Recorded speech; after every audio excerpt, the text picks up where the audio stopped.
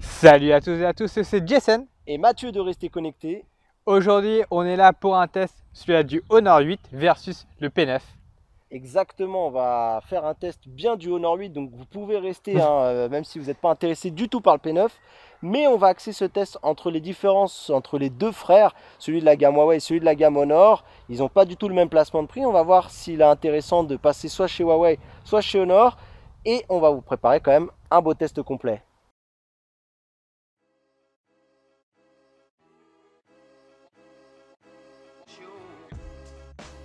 Honor au plus ancien, puisqu'on va commencer avec le P9 qui est le haut de gamme de chez Huawei qui est sorti en début de cette année.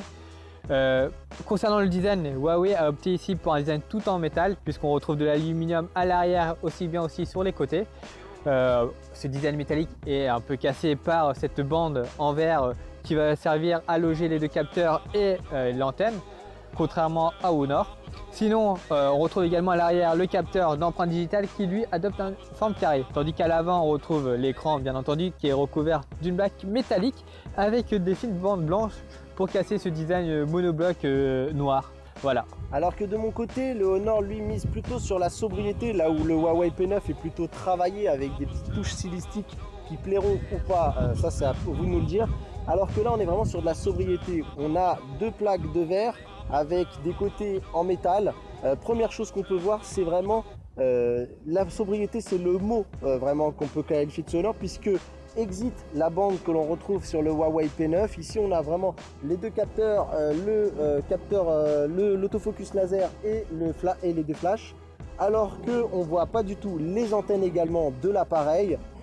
On a également deux petites philosophies différentes puisque on sent vraiment un côté arrondi, tout ce qui est plutôt arrondi au niveau du Honor 8. Notamment on retrouve sur le lecteur d'empreinte, là où celui-ci est complètement rond, alors que sur le Huawei P9 il est carré. Il est plutôt carré. Et d'ailleurs je crois que c'est même la nouvelle norme chez Huawei puisque le Nova a un capteur rond. Peut-être, après je pense que c'est vraiment plutôt une histoire de comment ils ont confectionné leurs appareils.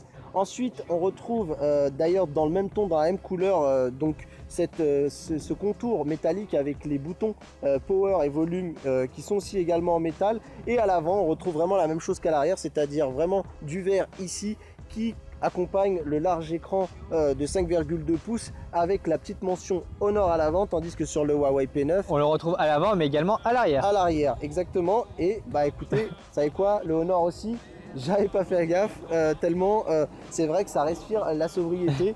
Voilà, à vous de nous dire dans les commentaires parce que ça s'accompagne aussi d'avantages et d'inconvénients. Là où par exemple le Honor 8 sera un aimant à trace de doigt, le Huawei P9 en métal ne souffre pas de ce problème. Mais il prend quand même des rayures facilement, hein, puisque c'est du métal, voilà. Attention, attention, malgré tout ce qu'on veut bien nous faire croire, je pense que ce Honor 8 n'a également pas intérêt à se frotter à certaines surfaces, parce qu'à mon avis aussi vous risquerez de le marquer si surtout vous l'utilisez sans coque. Par contre, l'avantage du Huawei P9, j'y arrivé, c'est qu'il est moins glissant que le Honor 8 qui est une vraie savonnette. Une vraie savonnette, bah, tu as peut-être pu le constater, ouais. Dès qu'on le pose même sur une surface plane et qu'il y a un moyen de glisser un tout petit peu, je peux vous dire que celui-ci essaiera de se faire la malle.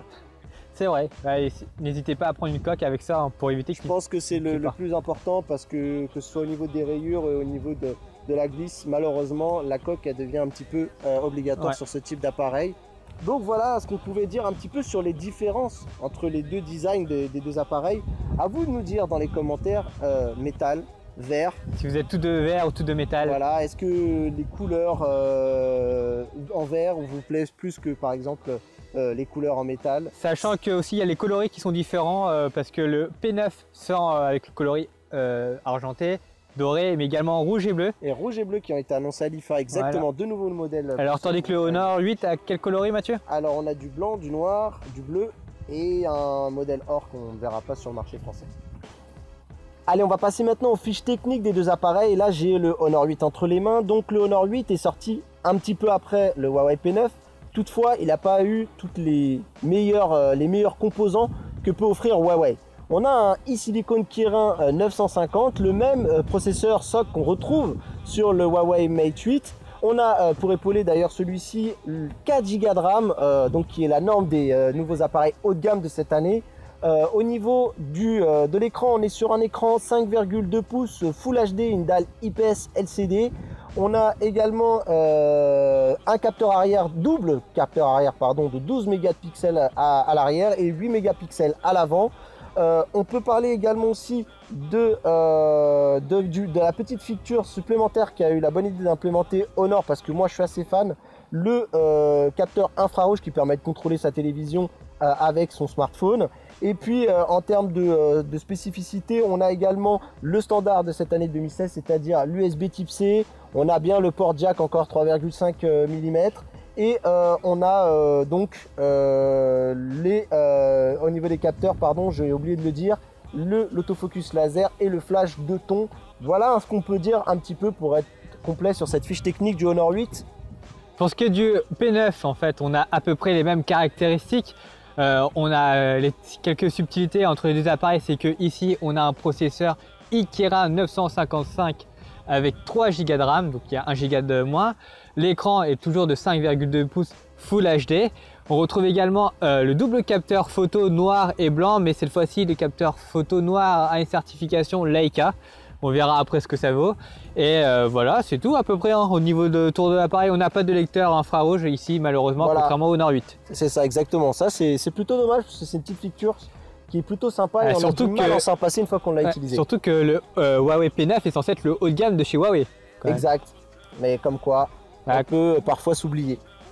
Donc Jason, toi qui as eu les deux appareils entre les mains, tu as pu les manipuler, tu as pu les échanger, dis-moi tout.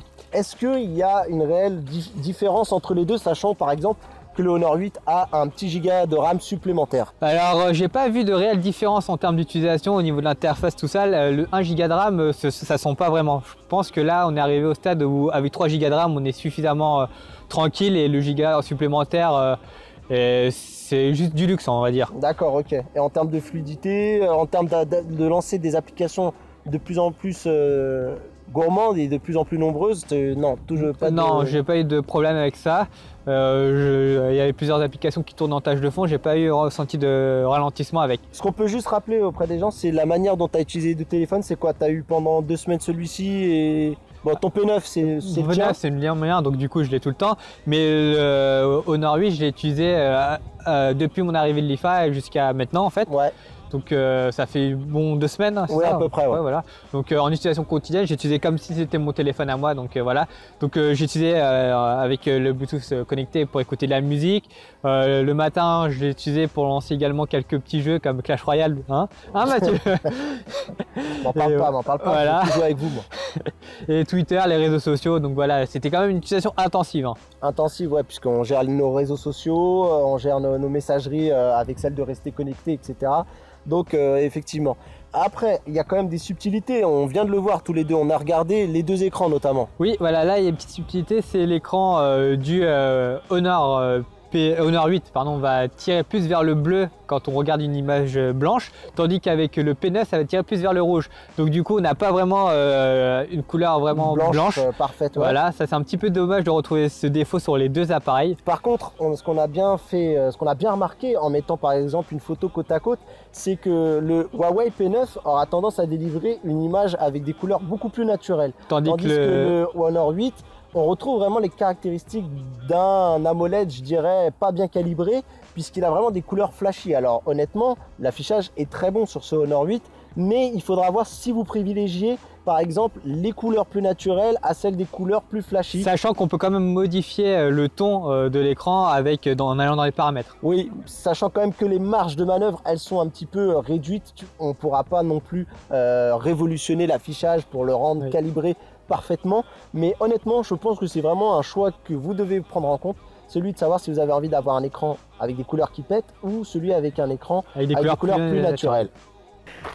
Alors Jason, toi qui as eu les deux appareils en main, que tu les as eu pendant quelques semaines, que tu as un peu changé et tout ça, dis-moi tout, en termes d'autonomie pour le mec qui veut le téléphone le plus résistant, sachant qu'il faut prendre en compte la batterie, l'OS, etc. Est-ce qu'il y a une différence entre les deux appareils ou pas? Alors juste un petit point sur justement comme tu dis la batterie, les deux appareils ont la même batterie, 3000 mAh. Et ils fonctionnent tous les deux sur la même version d'Android, Android Marshmallow, donc Android 6, avec la même surcouche Emotion UI 4.1. D'accord. Donc avec mon utilisation, qui est quand même une utilisation intensive, j'ai pas noté de réelle différence. Peut-être le Huawei P9 est un petit peu moins bon en termes d'autonomie, puisqu'en fait quand j'utilisais j'avais ma montre connectée avec. Ouais. Donc du coup il y avait le Bluetooth qui tirait dessus. Mais on sait que le Bluetooth Low Energy ne consomme pas tant que ça. Il ne devrait pas y avoir un gouffre entre les deux. Oui. Bon, pour toi ça a l'air de toute façon d'être un peu kiff-kiff. Voilà, c'est ça, kiff-kiff, il n'y a pas de réelle différence notable entre les deux.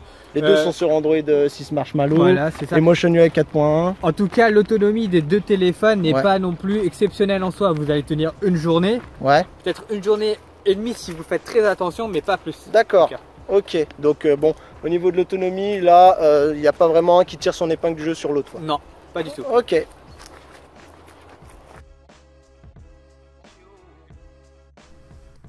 Concernant la photo, le Honor 8 et le P9 sont tous les deux dotés d'un double capteur photo de 12 mégapixels. Toutefois, contrairement à son aîné, le Honor 8 ne dispose pas de la certification Leica. Au final, est-ce qu'il y a une réelle différence entre les deux appareils? La réponse est non dans 90% des cas, puisque le Honor 8 fournira des clichés tout aussi bons que le P9. C'est lorsque la lumière vient à manquer que les différences se font sentir, comme par exemple pour cette prise de vue. Le P9 a des couleurs bien plus fidèles, alors que le Honor 8 offre des palettes de couleurs qui n'ont rien à voir avec la réalité.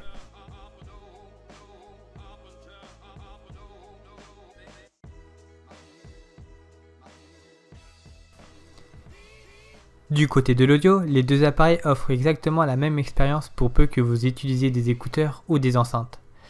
Car, vous allez l'entendre, au niveau des haut-parleurs, c'est le jour et la nuit. Le P9 arrive à délivrer un son bien plus péchu par rapport au Honor 8.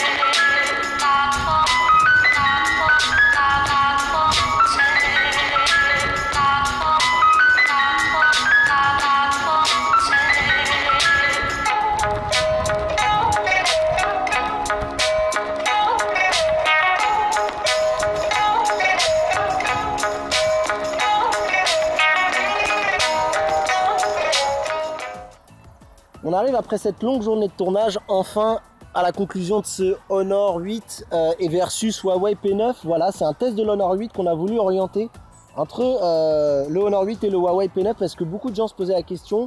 Alors, est-ce que je prends le Huawei P9? Est-ce que je prends le Honor 8? Lequel est le meilleur? Est-ce que l'appareil photo Leica c'est du bullshit ou pas? Est-ce que, voilà, qui est le plus beau? Qui est le plus fort? Et au final, Jason, est-ce que c'est pas du kiff-kiff tout ça? Oui et non, parce qu'en fait, en termes de fiches techniques, la différence ça se joue sur pas grand-chose. Le 1 Go de RAM, la différence n'est pas significative à l'usage par rapport au Huawei P9. Et le processeur plus véloce du P9 n'est pas... Il n'y a pas un monde entre les deux. Voilà, il n'y a pas un monde entre les deux, l'écart n'est pas si grand pour le remarquer au quotidien. D'accord. Et la batterie aussi, au niveau de l'autonomie, c'est la même chose entre les deux appareils. Par contre, il y a quelques petites différences, notamment au terme de design, puisque là on a un téléphone tout en aluminium, tandis qu'avec le Honor 8, design tout en verre. Donc à ceux amis amateurs de Galaxy S qui n'ont pas envie de mettre 600 € dans un téléphone, c'est vrai que le Honor il ressemble pas mal, même si il se distingue bien avec sa couleur bleue. Je suis un peu mauvaise langue. Le design est quand même très chouette. Et cerise sur le gâteau, le Honor 8 a un capteur infrarouge, tandis que le Huawei P9 n'en a pas. J'adore. Et autre différence aussi, c'est au niveau de l'écran, puisque l'écran du Honor 8 est un peu meilleur, tu me dis toi. Bah, l'écran est pas vraiment meilleur, c'est deux philosophies encore différentes. On retrouve un écran qui se rapproche de la molette sur le Honor 8, qui va plaire aux gens qui aiment les couleurs flashy, flatteuses, et alors que sur le Huawei P9, on est quand même sur quelque chose de plus naturel en termes d'écran. Les deux en tout cas ont le même problème selon moi, on n'en a pas parlé, mais c'est sur le blanc et le blanc aussi. Et le blanc aussi. Un tend vers le bleu, l'autre tend vers le rouge, voilà, le rose je dirais même plutôt. Mais clairement aussi le point faible de ces deux écrans, c'est la luminosité. Elle est assez faible pour les deux. On a un peu du mal à bien voir en extérieur, même si c'est pas non plus catastrophique. On est un petit peu déçus, on aimerait qu'ils mettent un peu plus de pêche la prochaine fois sur leurs écrans. Après, qu'est-ce qu'on peut noter d'autre comme différence? Ce sont également les deux OS des deux appareils qui, bien qu'ils aient la même fiche, c'est-à-dire Android Marshmallow et MotionUI 4.1, eh bien, il y en a un qui s'adresse peut-être plus à la communauté geek. Jason, je te laisse nous en dire un peu plus. Ça sera le Honor 8 puisqu'il y aura la mise à jour Android Nougat qui va certainement arriver avant le Huawei P9. Voilà, puisque c'est vraiment... Honor communique beaucoup avec sa communauté, c'est un contact différent et on sent qu'il s'adresse vraiment à des gens qui sont à la recherche de puissance, de fiches techniques, de OS mis à jour plus rapidement. Et du coup on voit même fleurir des versions bêta. On avait vu d'ailleurs sur le Honor 7 exactement la mise à jour Marshmallow en bêta pendant un bon moment, alors que toi qui avais le Huawei P7, P8 P8 aussi. Exactement, tu n'avais toujours pas cette mise à jour. Il fallait attendre un peu. Mais voilà, c'est deux philosophies différentes. Le Huawei P9 s'adresse plus aux utilisateurs d'un iPhone qui voudraient acheter un téléphone moins cher, une alternative à l'iPhone, un téléphone haut de gamme à prix, on va dire, cassé par rapport à d'autres téléphones haut de gamme de la concurrence. Tandis que le Honor 8, c'est comme tu le dis, sur le geek qui veulent avoir un téléphone au bon rapport qualité-prix. C'est un peu la différence entre Orange et Soch au final. L'un va proposer peut-être une prestation un peu plus grand public, tandis que l'autre va vraiment s'attaquer au point un petit peu plus geek. Voilà, parce qu'au final, on n'en a pas dit, mais en termes de prix, il y a peu de différence. Ça sera 45 € d'écart à peu près, puisque le Huawei P9 coûte sur internet 445 €. Il a vachement chuté d'ailleurs. Hein. Ouais. Parce que c'était pas, il était vendu bien plus cher, vers les 500 € oui. Lors de sa sortie, si ce n'est même un peu plus. Alors que le Honor 8 a prix plancher de 399 €. Alors il y a 50 € de différence. C'est à vous de nous dire si ça vous semble cher ou pas. Effectivement, par rapport aux différences qu'il y a entre les deux appareils, on a envie de dire non. Il y aura juste une autre différence qu'on a oublié de dire, juste c'est au niveau de l'appareil photo. On a un capteur certifié Leica à l'arrière pour le capteur noir et blanc pour le Huawei P9. Exactement. Tandis que pour le Honor, on aura également un capteur noir et blanc mais qui n'est pas certifié Leica, donc on n'aura pas le filtre, le fameux filtre Leica. Qui pour toi semble mieux réussi d'ailleurs sur oui, ce P9. Puisque sur le Honor 8, il tire un peu plus sur le bleu et après c'est les goûts et les couleurs, mais moi personnellement je préfère le filtre de Leica et donc c'est pour ça que je préfère garder le Huawei P9. Voilà, il a choisi, son choix est le Huawei P9, mais je pense qu'il vous dira que le Honor 8 ne démérite pas. Et que de toute façon, à 399 €, ce Honor 8 est une véritable bonne affaire et il se classe parmi les meilleurs en termes de rapport qualité-prix. Jason, le mot de la fin peut-être? N'oubliez pas de partager cette vidéo si vous l'avez aimé et mettre un pouce bleu également. Si vous ne l'avez pas aimé, mettez un pouce rouge et surtout dites-le nous dans les commentaires. Et surtout, n'oubliez pas de vous abonner parce que c'est très important. Et en attendant, nous on vous dit, restez connectés.